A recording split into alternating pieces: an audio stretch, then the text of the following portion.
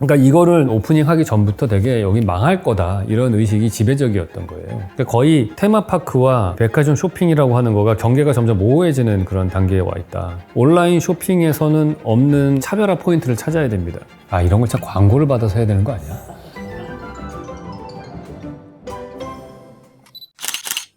네, 안녕하세요, 왓슨 여러분. 이번 시간에는 이제 여의도에 새로 지어진 더 현대, 그러니까 현대백화점 얘기를 좀 하려고 합니다. 일단은 건축가인 저에게 관심을 끌었던 거는 리차드 로저스가 설계를 한 건물이라는 게 일단은 특징이죠. 뭐 호불호가 많이 갈리죠. 바깥에서 보시면은 그 파크원이라고 하는 건물, 그게 막 빨간색 줄이 막 들어가 있잖아요. 저는 처음에 그거 빨간색으로 칠해서 기겁을 했거든요. 나는 이게 중국 자본으로 지어지는 건물인 줄 알았어요. 그건 아니라고 하더라고요. 나중에 설명을 들어보니까 그 빨간색 기둥이 우리 왜 궁궐 같은 데 가면은 나무 기둥을 자주색으로 칠을 하잖아요. 이제 그걸 통해서 약간 한국 전통 건축을 상징화하려고 했다, 이렇게 말씀은 하시는데, 뭐 건축가가 자기 작품 설명할 때 다 모든 걸 믿으시면 안 되고요. 그분은 원래 색깔을 노란색을 많이 쓰는 분이에요. 노란색으로 보통 그 구조체를 눈에 확 띄게 쓰는데 이번엔 빨간색을 쓴 거죠. 근데 채도와 명도는 되게 높은 색깔을 써서 눈에 확 띄게 합니다. 그 이유는 뭐냐면은 이게 하이테크 건축이거든요. 하이테크 건축은 우리가 대표적인 게 뽕피두 센터, 그다음에 홍콩 HSBC 빌딩, 이런 것들이죠. 리차드 로저스라는 분이 그 뽕피두 센터를 디자인하신 분이에요. 그 뽕피두 센터를 렌조 피아노라고 하는 이태리 건축가하고 함께 30대 초반에 아주 젊은 나이에 뽕피두 센터를 성공을 시켰고, 그 다음에 로이드 빌딩도 하고 뭐 여러 가지 하이테크 건축을 하다가 돌아가시기 얼마 전에 이제 완성을 한 게 이 여의도의 파크원 빌딩입니다. 하이테크 건축은 뽕피두 센터에서의 컨셉이 뭐였겠어요? 그 구조체를 다 바깥으로 빼서 안에는 기둥이 하나도 없는 걸 만들자, 그런 전략으로 미술관을 만드는 거였죠. 그래서 이 건물이 어떻게 작동하는지를 바깥에서 다 보여주자, 구조체도 바깥으로 빼고 전기, 뭐 수도, 이런 모든 공조 설비들도 다 뒤쪽으로 뺐지 않습니까? 마찬가지로 여기는 뭐 설비 시설을 다 빼지는 않았는데 구조체를 다 바깥으로 빼는 거예요. 그러면 이 건물이 어떻게 서 있는지를 그 스켈레톤, 그 뼈대를 딱 보여주는 그런 건축이 되는 거죠. 그리고 그 뼈대를 더 강조하기 위해서 이분은 노란색이나 빨간색을 칠하는 겁니다. 노먼 포스터 같은 경우에는 보통 그 구조체를 막 은색으로 남겨놓는다든지 그렇게 해요. 어떻게 보면 제가 현대 건축이 아름답지 않은 이유 중에 하나가 이 건물이 어떻게 서 있는지, 중력을 이기는 게 어떤 식으로 이기고 있는지 구조체를 보여주지 않고 다 숨겨서 그게 아름답지 않다, 감동이 없다, 이런 말씀을 드렸는데, 그런 면에서 보면은 이 하이테크 건축은 중력을 어떻게 이기는지 구조체를 다 보여주기 때문에 되게 아름다운 그러한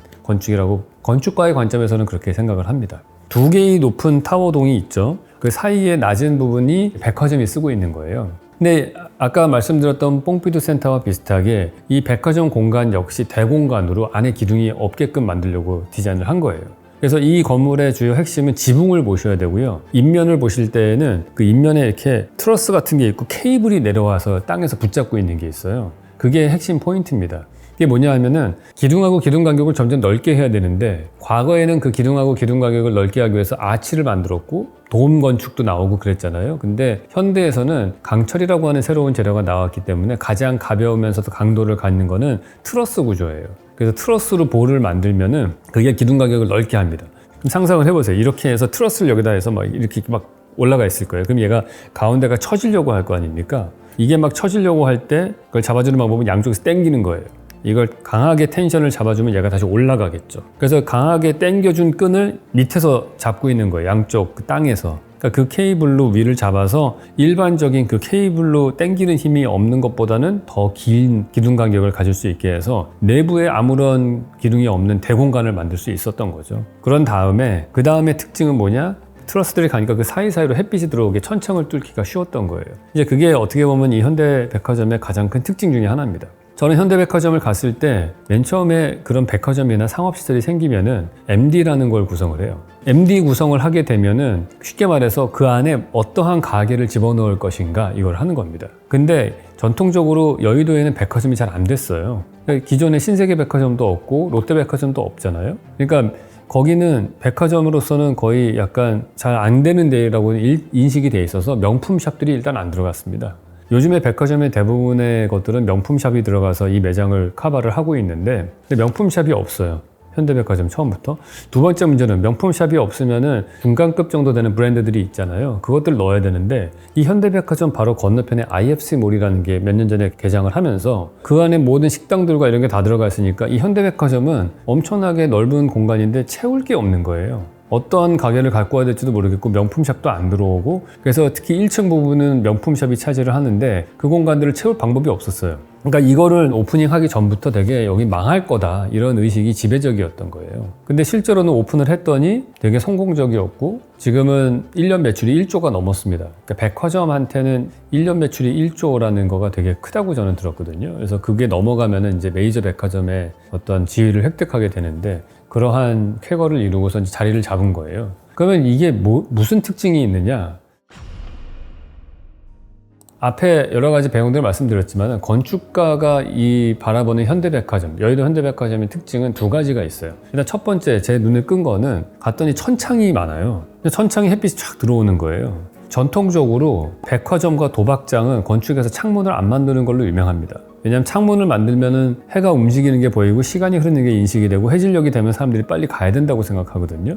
그래서 여러분들 도박장이나 백화점을 가서 보시면 시계가 없어요. 창문도 없고 시간의 흐름을 의식하지 못하게 하는 거죠. 그러니까 도박에만 집중하고 물건에만 집중하게끔 만드는 게 일반적인 백화점과 도박장의 디자인인데 여기는 천창을 많이 뚫어놨어요. 그 여기 천창을 왜 많이 뚫어놨느냐? 백화점은 이제 누구와 경쟁합니까? 다른 백화점하고 경쟁하는 것보다 더 중요한 거는 온라인 쇼핑과 경쟁해야 돼요. 그러니까 온라인 쇼핑하고의 경쟁, 이게 되게 심각한 문제인 거예요. 한 몇 년 전에 롯데백화점에서 그런 발표를 했어요. 본인들의 매장에서 전체 연면적에서 약 20% 정도가 명품 매장이었고 나머지 80%가 일반 상품이었거든요. 그런데 그거를 명품 매장의 비중을 리모델링을 통해서 50%까지 늘리겠다, 이런 발표를 했어요.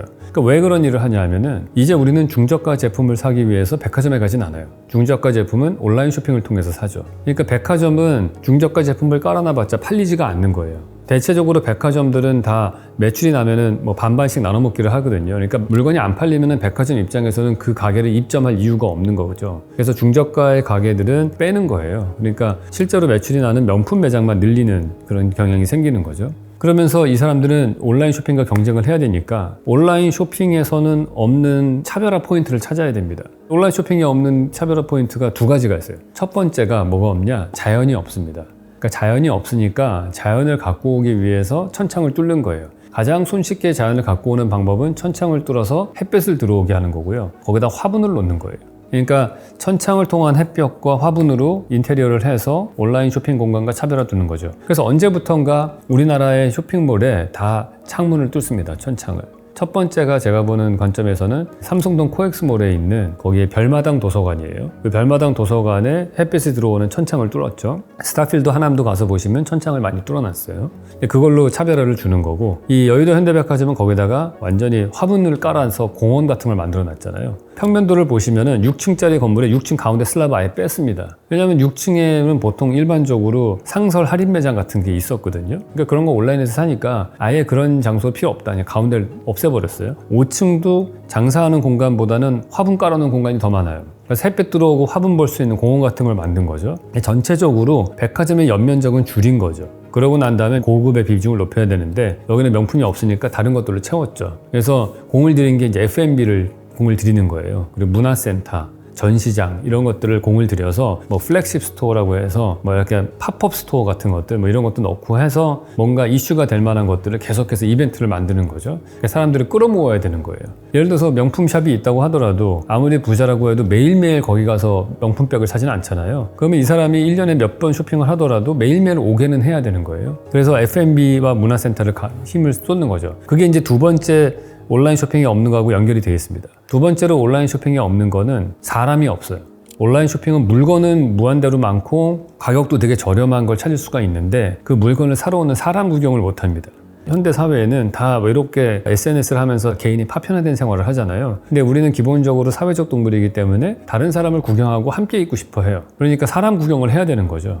그러니까 백화점은 자연을 갖고 오고 사람 구경을 할 수 있는 장소로 타겟팅을 하는 겁니다. 그럼 사람 구경을 하게 하기 위해서 이 백화점에서 한 건축적인 장치는 뭐냐? 가운데 슬랍을 드러낸 거예요. 6층과 이 슬랍을 드러내고 가운데를 뻥 뚫은 공간을 많이 만들었잖아요. 과거에는 꽉 차 있는 공간이었는데 거기에 물건 파는 거를 덜어내고 보이드 공간을 두었어요. 그럼 보이드 공간을 두면은 무슨 차이가 있느냐? 5층에 있으면서 6층에 있는 손님과 4층, 3층에 있는 손님을 볼 수가 있는 거예요. 오래된 백화점들을 가서 보시면은 5층짜리 건물이면은 다 층층이 나눠져서 2층 가면 2층 손님만 보고 3층 가면 3층 손님만 보게 돼 있습니다. 근데 이 여의도 현대백화점은 다른 층에 있는 사람을 볼 수 있게 하는 거예요. 그걸 통해서 실제로 내가 갔을 때 훨씬 더 많은 사람을 구경할 수 있게 하는 거죠. 그러면은 그 재미 때문에 또 많은 사람들을 자석처럼 끌어당기는 효과가 생기는 거예요. 그래서 두 가지 포인트입니다. 하나는 온라인 쇼핑이 없는 자연, 두 번째는 온라인 쇼핑이 없는 사람 구경을 할 수 있는 공간을 만들었다. 그리고 그 사람을 더 끌어들이기 위해서 자연을 둔 것도 있고, 그 다음에 저렴한 돈에 의해서 머무를 수 있게끔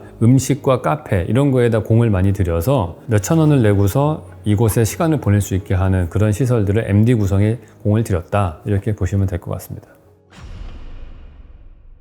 이제 앞으로 백화점들은 공간으로 승부해야 되는 세상이 온 거예요, 사실은.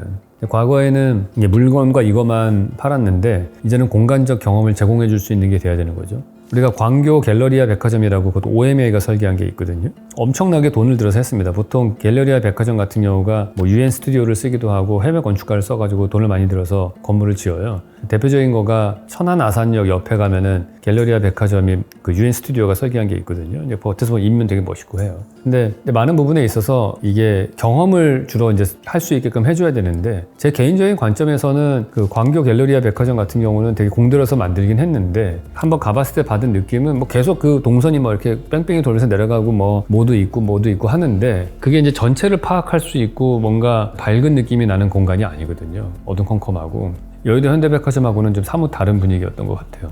그러니까 컨셉으로 친다면은 여의도 현대백화점 같은 경우는 계보를 따지면은 롯데월드 같은 데랑 비슷한 거고, 그리고 그 더 위로 가면은 수정궁이라고 왜 1851년도인가요? 그거랑 비슷한 거고, 그래서 이게 좀 대공간, 실내 공간인데 야외의 느낌이 나는 공간을 만들려고 한 것들, 그거하고 같은 패밀리라고 볼 수 있을 것 같아요. 이제 그게 극단으로 간 게 그 싱가포르 창이 에어포트인가요? 폭포 떨어지는 그 있었던 거 있잖아요. 산 같은 거 만들어 놓고 거기에 있는 쇼핑몰 같은 경우가 나오게 되는 거죠. 그러니까 거의 테마파크와 백화점 쇼핑이라고 하는 거가 경계가 점점 모호해지는 그런 단계에 와 있다. 그렇게 봐야 되는 거죠. 근데 뭔가 새로운 경험을 하게 해줘야 되는 거예요.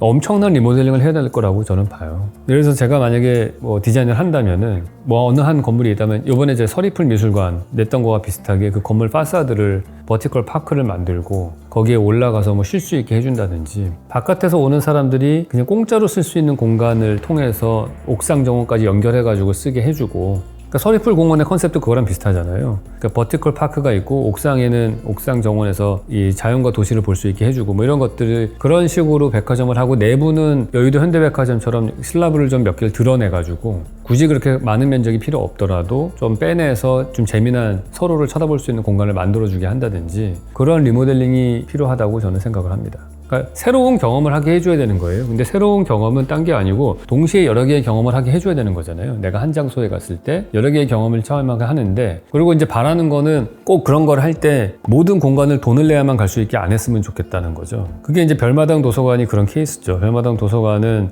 내가 돈을 내지 않아도 공짜로 머무를 수 있는 공간과 자연이 있는 공간이잖아요. 책이 있고 강연도 있고, 이제 그런 공간을 한 군데다가 만들면서 그게 도심의 하나의 쉼터로 쓰임을 제공을 하고, 그런 게 있으면 사람이 오고 온 김에 밥 먹고 가고 뭐 이런 식의, 그러니까 서로 윈윈할 수 있는 그런 공간들을 만들어야 되지 않나, 그런 생각이 듭니다. 근데 뭐 실제로 계산기 두드리면 투자 대비 이게 얼마나 돈이 될 것이냐 뭐 이런 것들은 또 고민이 되겠죠. 계산기 두드려서 안 되면 백화점은 그냥 주거로 바꿔서 써야죠. 네, 그러면은 오늘 여의도 현대백화점에 대해서 이야기 나눠봤습니다. 다음 시간에 또 뵙도록 하겠습니다.